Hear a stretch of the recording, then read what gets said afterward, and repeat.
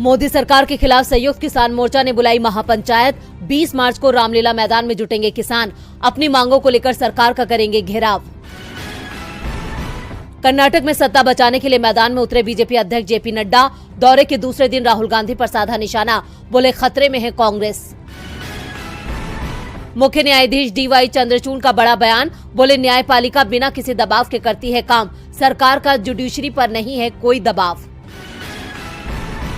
पाकिस्तान के पीएम शहबाज शरीफ ने आरएसएस पर साधा निशाना, कहा जनता को ढाल बनाना, पुलिस पर पेट्रोल बम फेंकना इमरान खान ने आरएसएस से सीखा। इस मुद्दे पर फंसी मोदी सरकार इस वक्त कांग्रेस के आगे बेबस नजर आ रही है। कांग्रेस ने बीजेपी को चौतरफा घेर रखा है। संसद से लेकर सड़क तक कांग्रेस और विपक्षी दलों का विरोध प्रदर्शन जारी है। संसद के बजट सत्र के दूसरे चरण में भी पिछले 5 दिनों से गतिरोध बना हुआ है। बीजेपी संसद के दोनों सदनों में राहुल गांधी के लंदन में दिए बयानों पर माफी की मांग कर रही है, लेकिन कांग्रेस के तमाम नेताओं सहित राहुल गांधी ने कहा कि वो माफी नहीं मांगेंगे।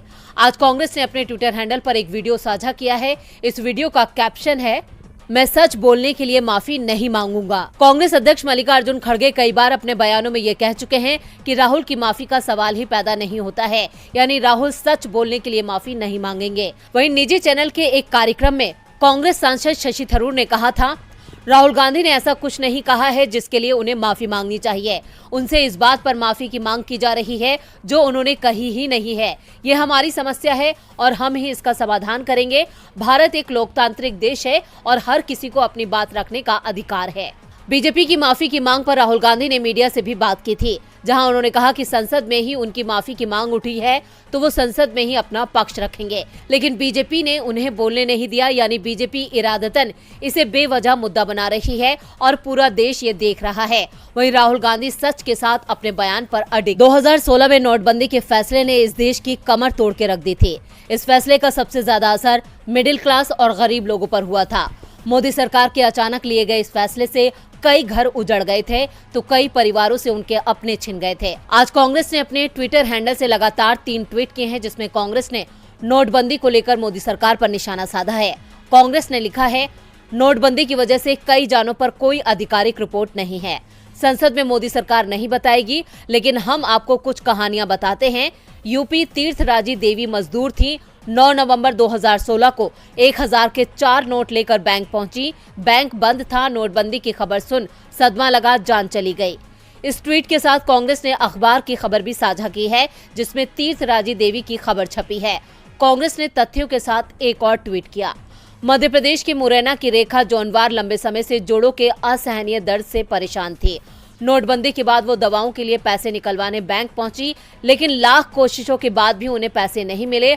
बाद में हिम्मत हार चुकी रेखा ने अपनी जान दे दी। नोटबंदी के वक्त कई दर्दनाक खबरें सामने आई थी, जिसको लेकर कांग्रेस ने एक वीडियो भी साझा किया है, जिसमें बीजेपी नेता नजर आ रहे हैं। इसको लेकर कांग्रेस ने लिखा है, इस थ्रेड में नोटबंदी के कारण जो लोग इस दुनिया में नहीं रहे, उनमें से कुछ ही लोगों का जिक्र हो पाया। ये लिस्ट बहुत लंबी है, लेकिन संवेदनहीन मोदी सरकार को इन लोगों की जान जाने से कोई फर्क नहीं पड़ता।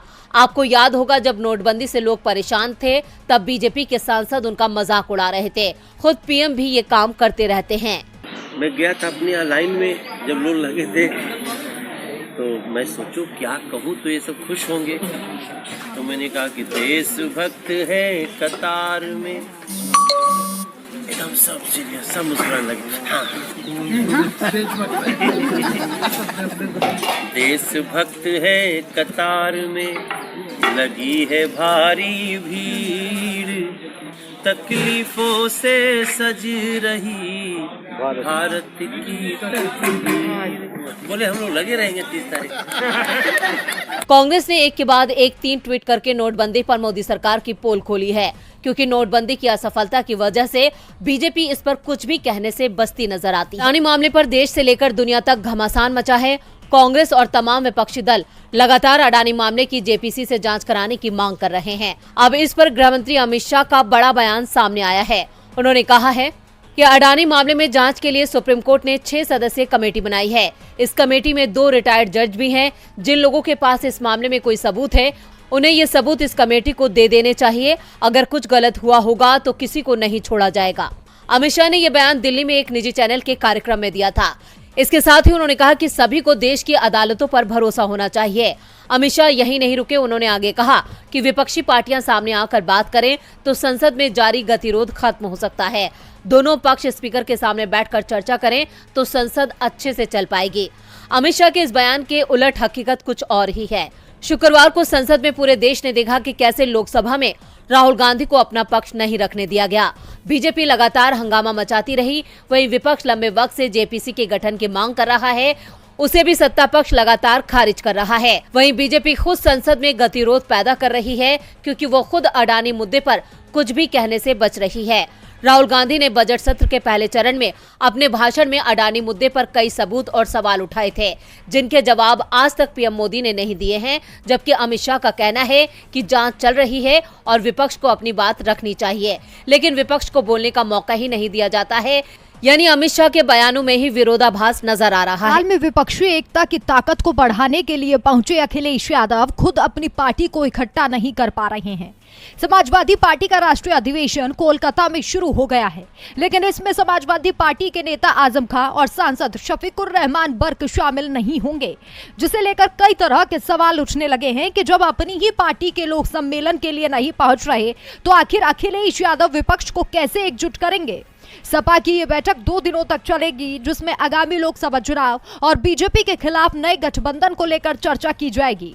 माना जा रहा है कि सपा अध्यक्ष बैठक से ही 2024 की तैयारियों को धार देंगे, जिसमें पार्टी अपनी आगे की रणनीति तय करेगी। ऐसे में अधिवेशन और भी अहम हो जाता है। ये अधिवेशन 2 दिनों तक चलेगा, लेकिन इसमें आजम खान और शफीकुर रहमान बर्क के शामिल नहीं होने पर राजनीतिक गलियारों में कई तरह के सवाल उठ रहे हैं। पार्टी के 2 ऐसे चेहरों का ना पहुंचना जिनकी पकड़ अच्छी मानी जाती है, इसके क्या सियासी मायने निकाले जाएं? अखिलेश ने कहा था कि इस बार कांग्रेस और बीजेपी से समान दूरी होगी, लेकिन उनका यह बयान उनकी विचारधारा से मेल नहीं खा रहा, क्योंकि अखिलेश की विचारधारा है कि केंद्र सरकार के खिलाफ पूरा विपक्ष उतरे ताकि सरकार को हराया जा सके।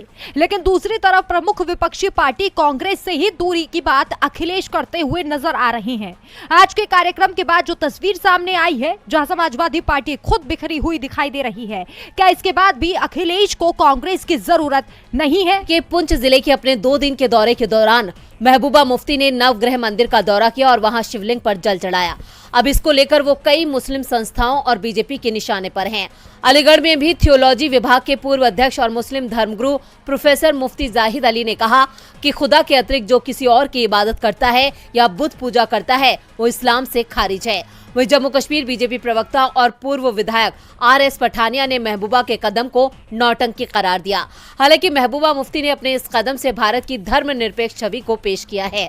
उन्होंने कहा कि ये एक व्यक्तिगत मामला था और इसे मुद्दा बनाने की कोई जरूरत नहीं है।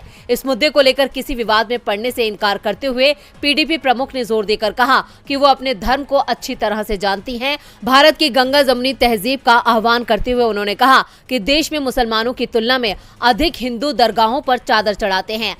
नवग्रह मंदिर का निर्माण पूर्व PDP MLC यशपाल शर्मा ने कराया था, जिनका पिछले साल जनवरी में निधन हो गया था। समाज के कमजोर वर्गों के लिए अपने काम के लिए जाने जाने वाले नेता यशपाल को स्थानीय लोग शेरे पुंछ कहते थे।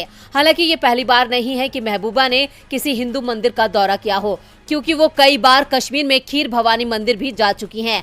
पिछले महीने अपनी जम्मू यात्रा के दौरान भी PDP प्रमुख ने हिंदू समुदायों से जुड़ने की मांग की थी, जिससे बीजेपी को चुनौती मिली। जम्मू शहर के बीचों बीच रघुनाथ बाजार में वो अपने काफिलों को छोड़कर व्यापारियों से मिलने और बातचीत करने के लिए पहुंची थी। महबूबा के इस कदम से बीजेपी की चिंता बढ़ गई है, क्योंकि उसे अपना वोट बैंक खिसकता नजर आ रहा है।